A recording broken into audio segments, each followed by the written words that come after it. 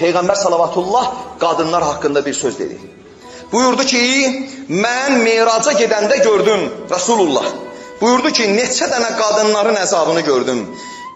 Soruşdum Cəbrail əleyhissalamdan. Xanım Fatimə-i Zəhra bunu soruşubdu, Rasulullah danışır bunu. Ki, mənim gözümün işığı, ürəyimin parçası, mən bir neçə dənə qadınlar gördüm. Bəzi qadınları gördüm, saçlarından asılıblar. Onlar kişilərdən saçını örtməyən qadınlardır. Bəzilərini gördüm, dillərindən asılıblar. Soruşdum Cəbrail əleyhissalamdan, dedi ki, ərinə əziyyət, dilinlə əziyyət verən qadınlardır. Bəzilərini gördüm, ayaqlarından asılıblar. Ərin icazəsi olmadan evdən çıxan qadınlardır.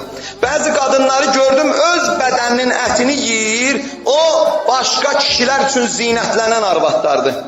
Bəzilərini gördüm ki, əlləri ayaqlarına bağlanıb, bir cür heyvanlar var, bədənini didirlər, cənabət və heyz qüsülündən qüsül verməyən arvadlardır.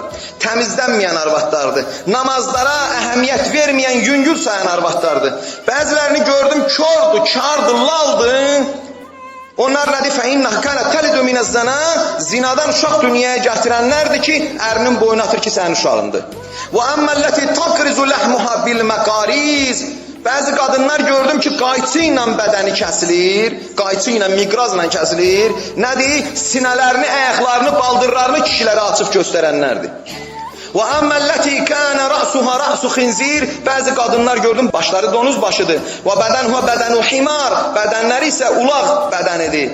Nədir? Söz gəzdirən, yalancı olan, qeybət eləyən arvadlardır.